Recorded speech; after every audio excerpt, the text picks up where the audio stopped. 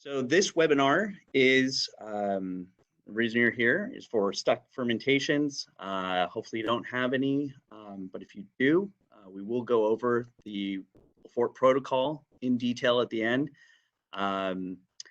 Just a little bit about LAFFORT. First of all, we've been around for 125 years. We do a lot of enological research and development. As you know, a lot of our LAFFORT products are in cellars everywhere, and LAFFORT reps are available to help you with those products and protocols. All right, so let's get into it. Sluggish stuck ferments. Oof, man. I feel like when we talk about these with winemakers or winemakers approach us, it very much is like that. He who shall not, like, oh, I've got something going on. And it's understandable. Sluggish and stuck ferments, they cost us time, they cost us money, frustrating, they can lower our quality. So there are definitely ways that we can help you to reduce the incidence of sluggish and stuck. Or if you do unfortunately experience one, we can help you restart as a last resort. So let's turn that dread into confidence, and by the end of this, hopefully, you'll have enough confidence to go out and do a restart. All right. So the first thing we need to ask is what happened. If you're here, chances are you already have a stuck, or you're thinking you might be getting into one. We're past fermentation right now for the most part. So, and harvest. So what we'll do first is we'll go over these causes, these main causes of stuck fermentations. A lot of this will be review. We'll go over this quickly, but it's great to go back over and look at it. Each of these points could be a webinar in its own right. So I won't go into too much detail, but if you have any questions on them, I can answer them at the end. Okay. So the first major cause of stuck fermentations is nutrient deficiency. When we think of nutrients, we have nitrogen, we have vitamins, minerals, all sorts of micronutrients, and those are all essential to a healthy fermentation, because just like us, when yeast don't get the nutrition they need, they get very hangry, and they'll throw off odors, lower your quality, and you have to take corrective action. So when you are looking at nutrition and nutrient deficiency, the first thing, we'll also look at excessive sugar, which is when we have high Brix grapes coming off the vine. Sometimes, like here in California, I've seen over 30 degrees Brix. I know other areas of the country, sometimes it's very hard to even achieve 23, 24. Like, that's great and ideal. But here, there are riper styles and elsewhere in the world. So excessive sugar can be a cause. Another cause is excessive alcohol. As the yeast are converting, they build up the alcohol and kill off themselves. So we'll address that. Extreme temperatures. We'll go, the dangers of high temperatures and also low temperatures. Competitive microbes, especially with higher pH wines that we've seen, over the last decade or two. And I know the trend is starting to trend back down to lower pH wines, which is awesome. Helps us control these microbes more, but a lot of styles are still out there with the higher pH, and it's hard to control those microbes. We'll talk a little bit about that. And toxicity is the last one. Pesticides, SO2, etc. That could be lurking in your ferment. Okay, first known cause is nutrient deficiency. When we have our nutrient load, you really should be thinking about your yeast. The selection of your yeast is very important, because that will affect your calculations on how much nitrogen, how much other elements you need So we have a very simple way of categorizing our yeast: regular in the middle, low or high.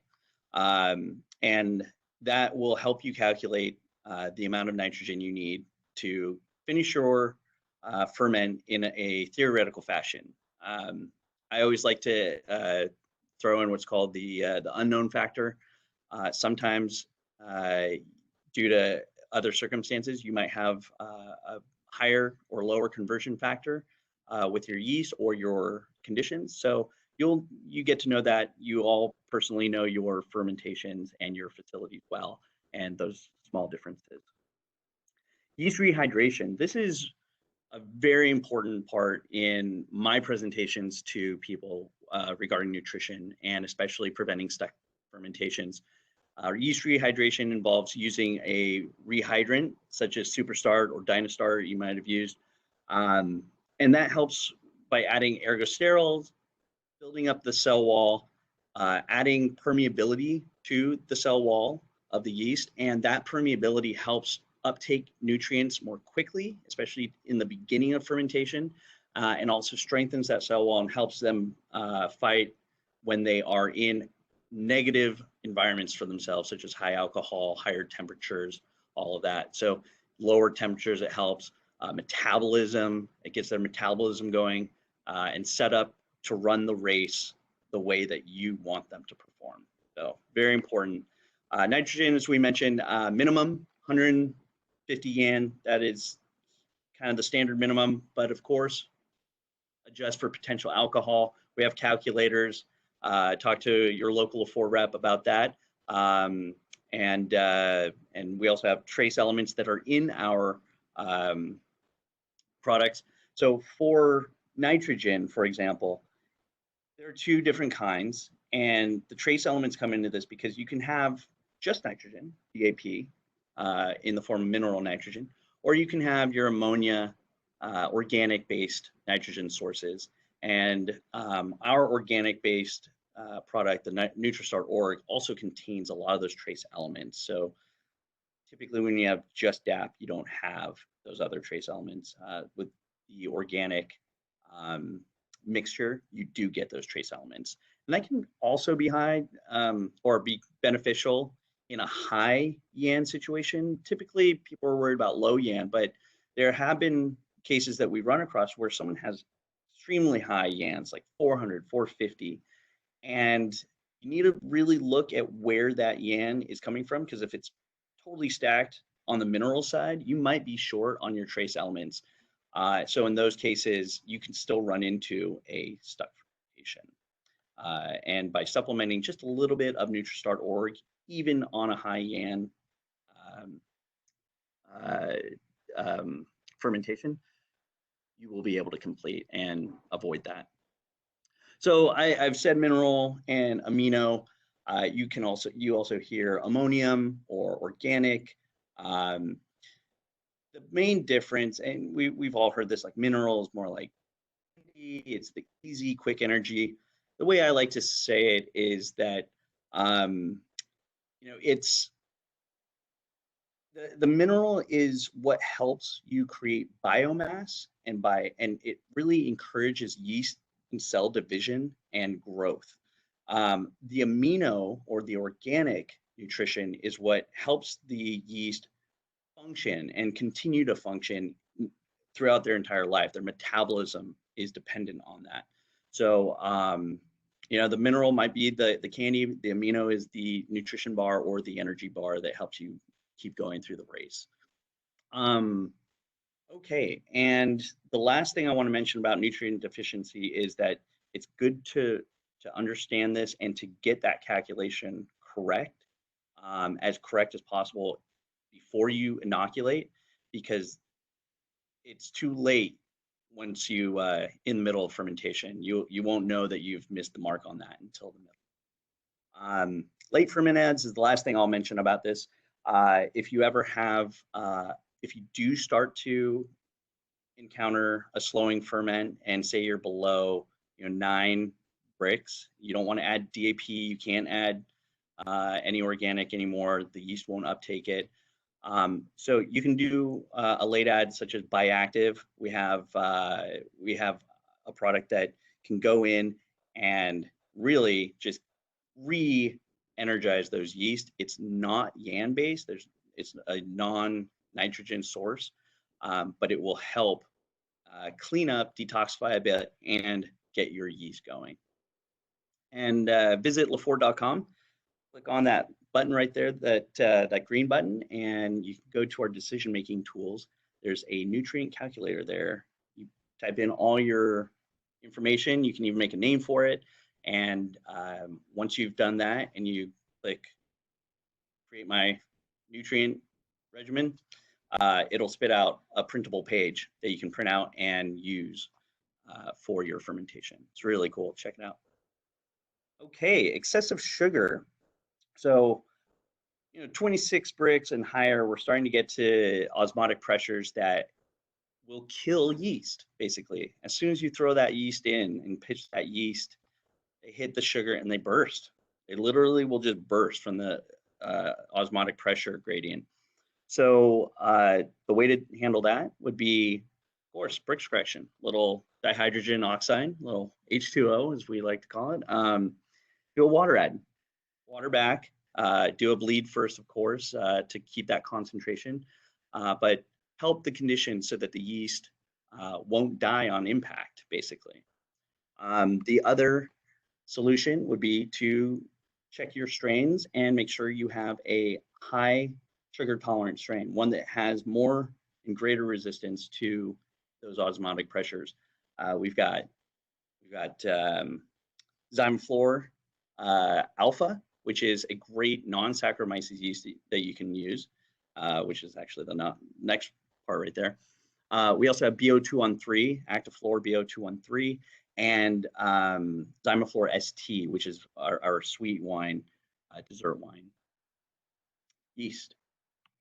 Okay, high alcohol. So on the flip side, if you're having high sugars, a lot of times you will also deal with high alcohol.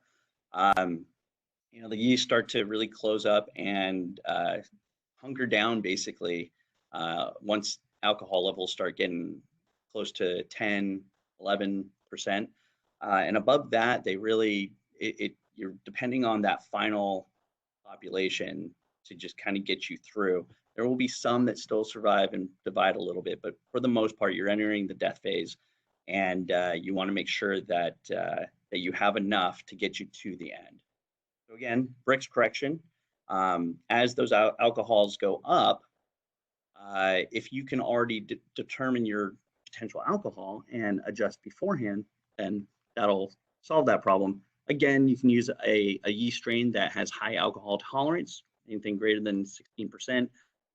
Again, BO213, that's another one. Spark, Zymaflor Spark, we have, and FX10, X5 for whites, and rosés. So I hope you're not making a rosé at 16, 17, but hey, some people do, and that's their style. So if you do, just keep those strains in mind. And as a last resort, if it is causing a stuck fermentation or sluggish fermentation and no yeast at all will take hold, then you may have to do an alcohol removal. Okay, extreme temps.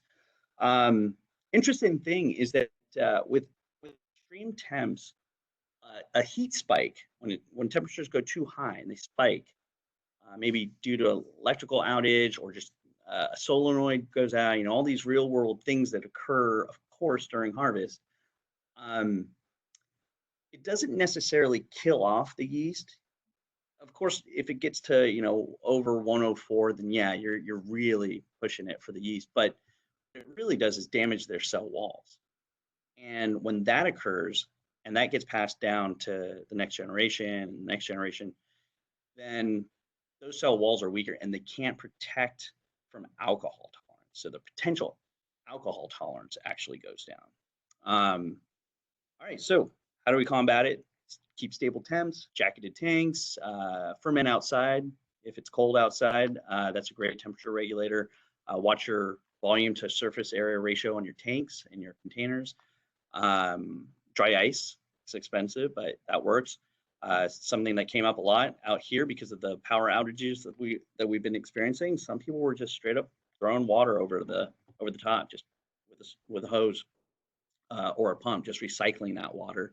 And as it drips off the bottom of the tank, it usually cools a little as it goes through the air. So they were able to keep the temperature down. Again, rehydration nutrient, Superstar, all of these cell wall strengthening products are great at helping your yeast become even more resistant to temperature spikes. So even if they do get a little damaged, they're still tougher to begin with, so they can still survive later. Okay, and these next two things, decrease yeast inoculum and limit your DAP additions. These two are great ways to keep your temperatures low anyway. Just have less yeast to run away, have less DAP in your additions.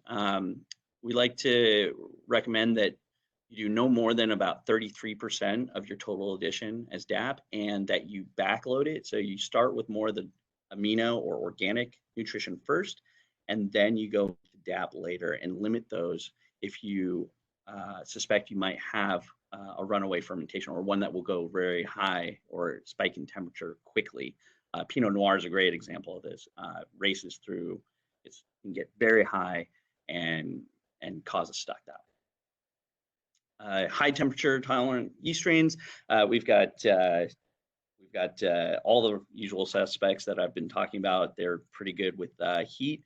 BO213 especially, FX10 goes to 95 degrees. So look at that. We have a whole chart that we like to show people that shows nutrient loads, temperature tolerances, alcohol tolerances, and nutrient requirements. All right, temperature low, same thing. If you look, pretty much the same, just the opposite. Table temps, table warm. Maybe use fish heaters. The reason you also want to use a rehydration nutrient here, something more like Superstar Blanc for whites, especially if you're doing a cold fermentation, is that the micronutrients in that will help kickstart metabolism to run more efficiently and have better aromatics. You get two benefits. That way, when that temperature is down, yeah, they're running more slowly because metabolism is temperature dependent, but at least that metabolism is running as efficiently as possible at that. Just like high, go the other way, increase your yeast levels and your DAP additions to really get temperatures going within the cells themselves, and within your, or if you're not planning on having low temps and you want to increase the temp, upping your DAP to that 33%, or maybe even a little higher, maybe 40%, will help raise your temperatures in cooler conditions. Some good yeast strains that we have are the X5, X16, and X4 Rosé for whites and rosés. And of course, surprise, surprise, we've got again BO213 and Zymaflor Spark. Okay, competitive microbial species. So microbes, negative microbes, as I like to say, they're the ones we don't want in there. So there's this, there's cause. So yes, on one hand, negative microbes can cause a stuck or sluggish, but they can also be the result of one. So it's important to know or get a good feel or do plating, scorpions, if where it occurred and why, because it will change how you react. So are you going to be more proactive, which I always recommend, of course, or do you have to be reactive because it is a result? So then you have to clean it up. To get more on the cause side and just prevent the cause from happening and a lot of the result even, bioprotection is great. We have a Trullospora delbreckiae product called Alpha, and that will go in, implant itself, outcompete initially, and it's basically like a controlled native fermentation, wild fermentation, but you're controlling it, and that goes up to like 9% alcohol, and then you pitch your designer yeast, Saccharomyces. A great newer product that we have is called Egide. It's spelled Egide. We've heard all sorts of hacks on this name, so throw it at us. We'll know what you're talking about, but it's called Agide, and it is a blend of Michicovia, Pulcherima, and Trillospora debrecii, and great for cold soaks or anywhere with compromised fruit, just to clean up, outcompete any microbes instead of using SO2. This is awesome.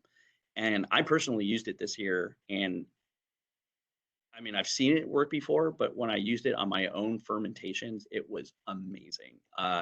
Freshness, fruitiness, no off aromas for days. Disinfecting, so that's SO2, anything that kills. So bioprotection just outcompetes. Disinfecting actually will kill. So you go in with SO2 at the crusher or out in the vineyard during harvest or when the bins come in. You can use lysozyme if you think or suspect or know traditionally that you always have lactobacillus coming in. These are great ways to kill off a lot of species. Same with chitosan, as long as you use it ahead of lysozyme and chitosan before the fermentation or mid-fermentation, like the first third, you don't have to worry too much about it inhibiting your malolactic later if you want that. It's a great way to get rid of species ahead of time. And then timing. So I mentioned cold soak earlier. That's a risky process because you have to make sure that nothing else is in there. Otherwise, that can go south very quickly.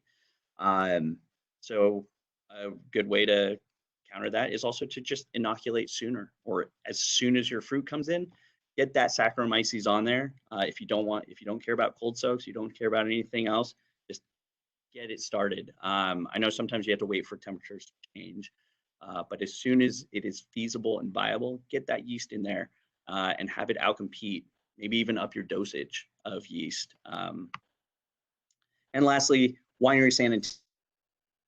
Can't stress that enough. We all do it. But even if you're already doing a lot of sanitation, cross-contamination is the #1 reason that ferments get contaminated usually.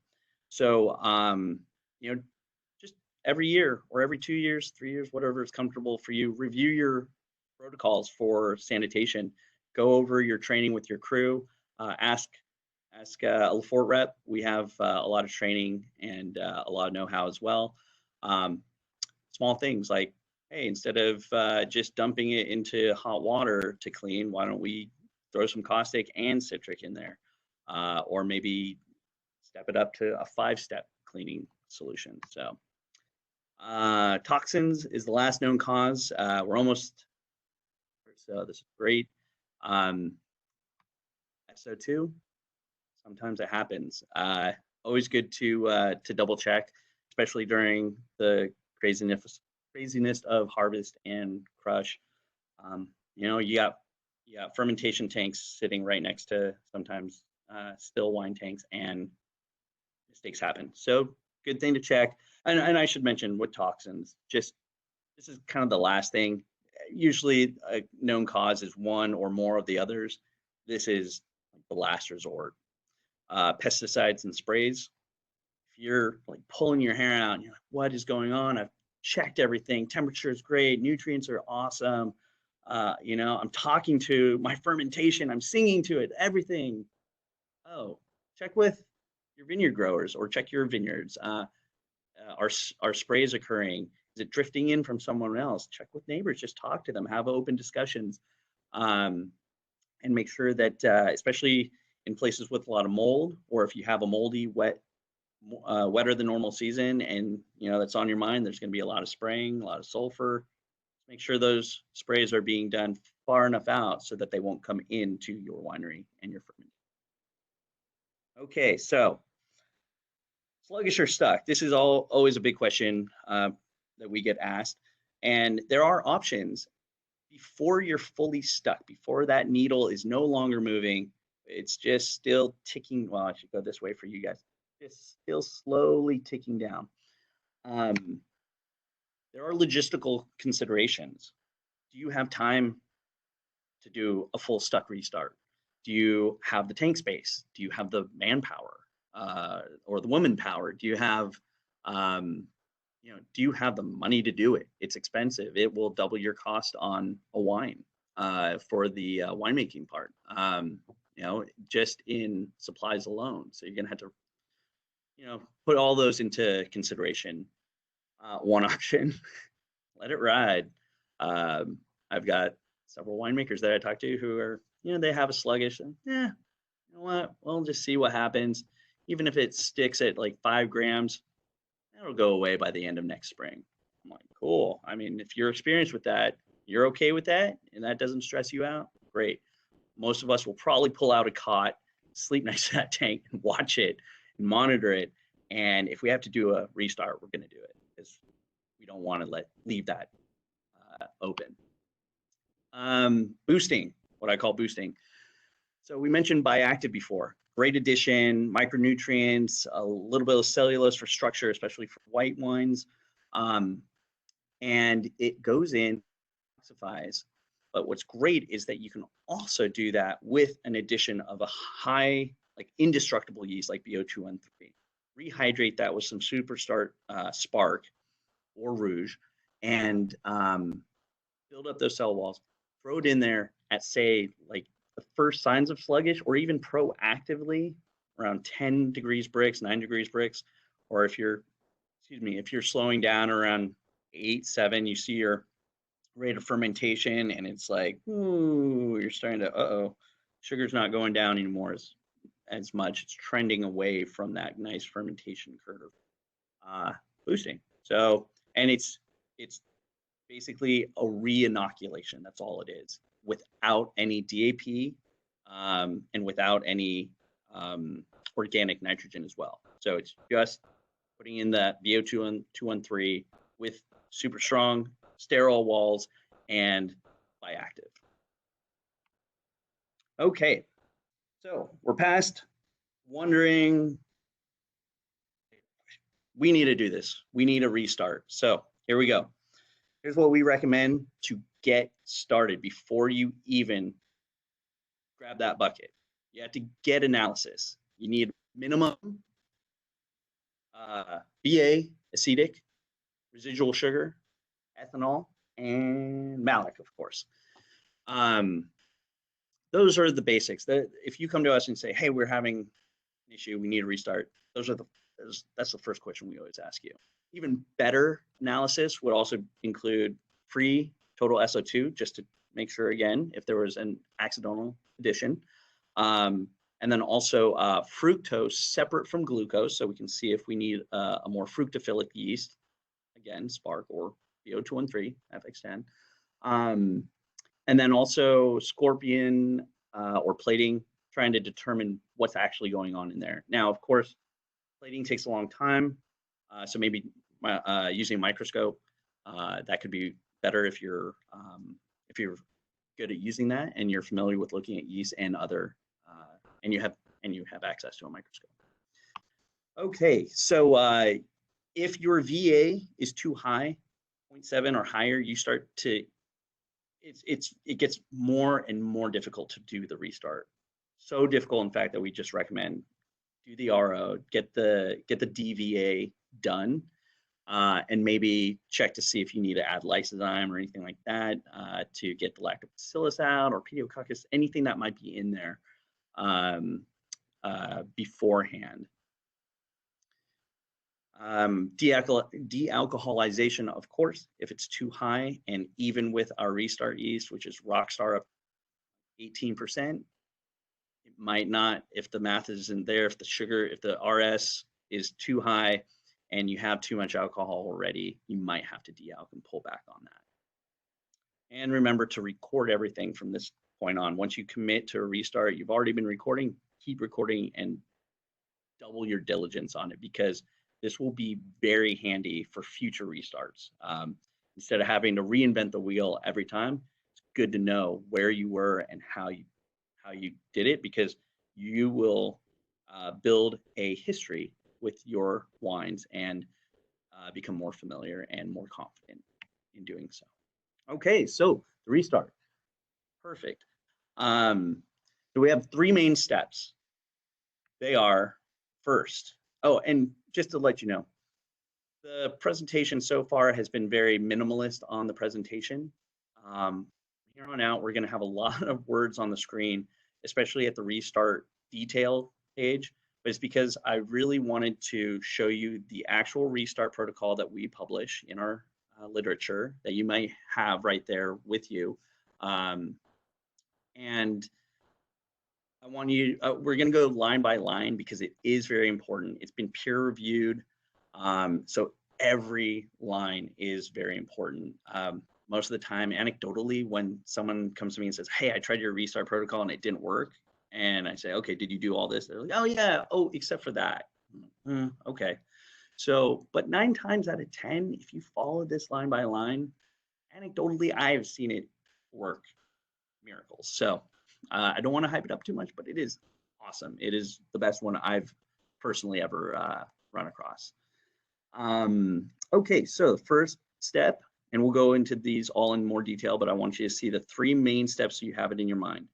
Preparation of the stuck wine itself. You have to rack it off the dirty, you have to detox it, and then you have to filter it possibly. Prepare the yeast inoculum. This is the second main step. So you'll take some of that, a small portion of that prepared stuck wine, and you will create a yeast inoculum in that wine, in that cleaned up wine. It helps acclimate the yeast to that particular stuck wine. And then 3, got to incorporate it. And that's the buildup going into your stuck fermentation tank. That's pretty easy. So this is per 100 hectoliters of stuck wine. Now, all of these concentrations, that's concentration. So that doesn't matter with the volume. But there will be a couple of things where, like, for example, it'll say add 60 hectoliters of water. You're not going to do that if it's a barrel, right? So when you see something like that, like add 60 liters of water or something, obviously make that a ratio according to 100 hectoliters and adjust yours appropriately. Okay, preliminary operation on stuck wine. Here we go. So the first thing, rack it off the dirty lees. Try to get it away from as many of the settled stuff as possible, because a lot of the nasty stuff that might be hindering your fermentation is going to be in there. So do that without air. Centrifuge works great too.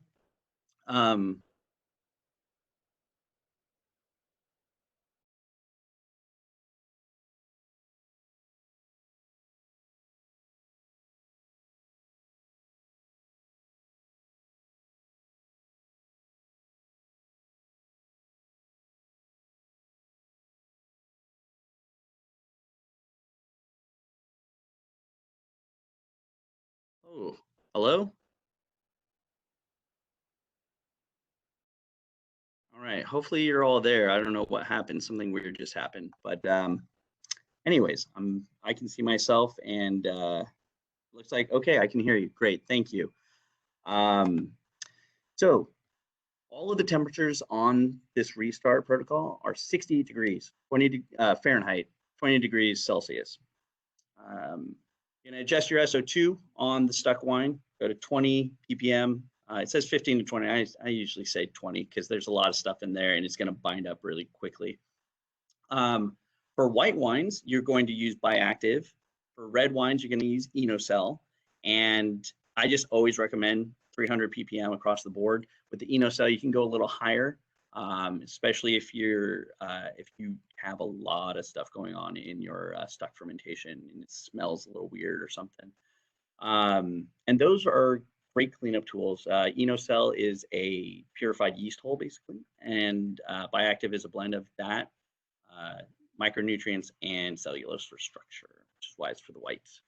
You're going to mix it in, and then wait 12 hours, mix again, wait another 12 hours, and mix one last time. That way you keep it in suspension, it detoxifies as much as possible. Now on to step 2, we're going to prepare the yeast. Some people call this the mother, whatever you want to call it. This is our yeast inoculum that we will then acclimate to get back into the main tank. So what we're doing is we're taking 5% of that treated tank, the stuck tank, and we're going to put it into another smaller container. Sometimes people use a brute, depending on the size. Sometimes you have to use another tank, a smaller tank. You're going to adjust that wine that you've taken and put it in the smaller tank. You're going to adjust that to 8% alcohol and 20 grams per liter of sugar. Again, keep that temperature at 68/20 for all you European metrics. And then you're going to add thiazo pH, and that's 400 ppm. And the rate on this is corresponding to 10% of the total stuck wine. So your beginning gallons, your overall beginning gallons, you're going to add 400 ppm or 40 grams per hectoliter of your entire volume into that smaller 5% volume. This is to supercharge those yeast into multiplying and dividing and building cellular mass. Okay, so done that. Here's where that water at 60 liters doesn't make sense if you're only restarting a barrel, right? But 104 degrees. And I want you to just remember that our Superstart rehydration product and our Dynastart, we only do that at 104. I forgot to mention that earlier, but I'll get to it now just really quickly. Don't do 110. Ours is at 104. You save a lot of time. You don't have to wait. You do the hot water, 104 degrees, Superstart Spark, mix it in, and guess what? You can go right away sprinkling that yeast on top. Okay, so you use the yeast rehydrant, put in BO213. It's extremely fructophilic as well, and it's very tough, or Zymaflor Spark, 300 ppm. You're going to wait 20 minutes.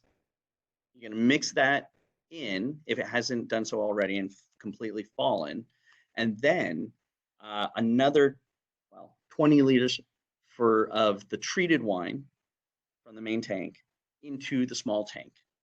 And again, this is for a 100 hectoliter tank. You're going to immediately put it in, and you're going to wait 10 minutes. You're going to let that cool down, and you're going to try to keep that temperature range there now between 68 and 77. You're going to do that, and you can't let this go for more than 45 minutes because your temperatures will become too high as those yeast are dividing like crazy on all of that thiazo, all that DAP. You're going to encounter rising temps in this small starter tank. Now we're going to acclimate. So no more than 45 minutes after that inoculation, we're going to take more wine and put it into the prepared wine, right? So we're going to measure. So we've measured the Brix. We're going to look at the falling rate of sugar consumption. And and I'm sorry, the small tank or small container also should be temperature controlled. So find some way to temperature control that because you want to keep it dropped down at 68. So anyways, we're going down in Brix. Once you get to 0.5 Brix approximately, and I would use a hydrometer. I recommend that. It's very accurate. You can use an Anton Par. At this stage, though, it's not as accurate down there. I've found that it can kind of stall out a little bit as it gets closer to zero. But a standard hydrometer works well, or run enzymatics if you have that, if you have access to that. But what you don't want to do is let it completely exhaust all the sugars. That's the last thing you want. You want to keep this fermentation going, this mother going. Now, you're going to aerate as you're doing this, and you want to then double the volume. So every time you add, you're going to add another equal part volume. So remember, this new smaller tank still has to be like 4 times larger than the initial 5%. So you're going to double that volume. You're going to measure the Brix again. Now it says 0.5. If your stuck fermentation is below 0.5, bricks already, you're never going to get back up to above 0.5 bricks. So instead, what we say is just wait until you've gone through, until a quarter to a half of your sugars, your starting sugars after you've dumped more wine in, are remaining. And then that works. Again, use a hydrometer or run glue through. Okay, and record how long it takes for each of these steps, for how long sugar takes to go in half. That will be a good benchmark for any other stocks that vintage. They tend to kind of run similarly, or maybe for that wine, that particular lot in future vintage. Okay, and then when we incorporate the yeast inoculum into the tank, what we're doing is pumping it in. So what you want to do is at the same time that you're pumping it in, you want to you can mix in NutriStart Org, 300 ppm. This is amino acids. Remember, that's 100% organic derived nitrogen sourcing, and that will help the yeast run the rest of the marathon. And because it's right away, they still haven't fully closed up, especially if the alcohol is stuck around 10, 11, 12%. There's still some absorption there, and that helps a lot. And that right there is the restart protocol. It takes time. Even though it's three steps, it is deceptively simple yet complicated and long. It will take a while. So make sure you have time for it. Make sure you can you have the proper equipment and the proper space, tank space or container space to do all of this. Plan it out. I highly recommend anytime you have a restart, just write it out, your entire plan from beginning to end and time marks on a piece of paper, a sheet or something, and then you can you'll know you won't run into problems. So, all right. So today we've talked about the known causes of sluggish and stuck ferments, and because the easiest way to prevent any ferments from being stuck is to stop it, or is to prevent it. Oh, I messed that up. Anyways, you see what I'm saying right there. Record everything if a restart is necessary. You always want to have notes to go back to in detail and know what works, because sometimes it won't work as well, and then sometimes it will, and you want to make sure you don't make the same mistakes or that you repeat the great steps you took. And always remember to celebrate.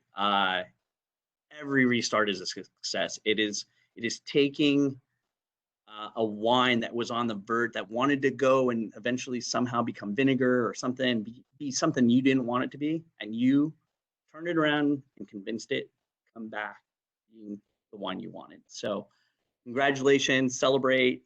Yeah. If you have any questions or need more help, we have technical winemakers all around. We've got, especially along the West Coast. I also represent the East Coast if you're out there, and you can email me. All of our technical reps are listed on the website for your area. We do have experience with a lot of these restarts. We have nutrient calculators. There's the nutrient calculator online at our website, and we also do rehydration training. Just to YouTube, we have one. Just type in, what is it? I wrote it down here. It's LAFFORT Restart, LAFFORT Rehydration Protocol, and we have it in English and Spanish. So you can play that for your cellar crew, for your new seasonal help, and have them watch that, and it steps them through it, and it's really great. You can also create your own custom restart protocol at LaFFORT.com. Same button, decision-making tools. There are several different tools you can use, and one of them is a restart protocol there. And again, type in all your information, all your parameters. It'll ask you, you'll need to have analysis done, and it will spit out everything you need and your timing and stuff like that. Very handy. So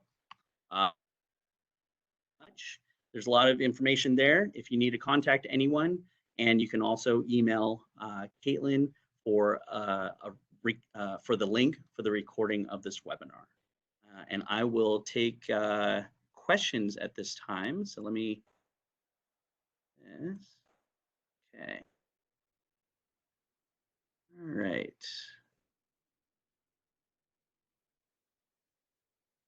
Okay, so I've got a question.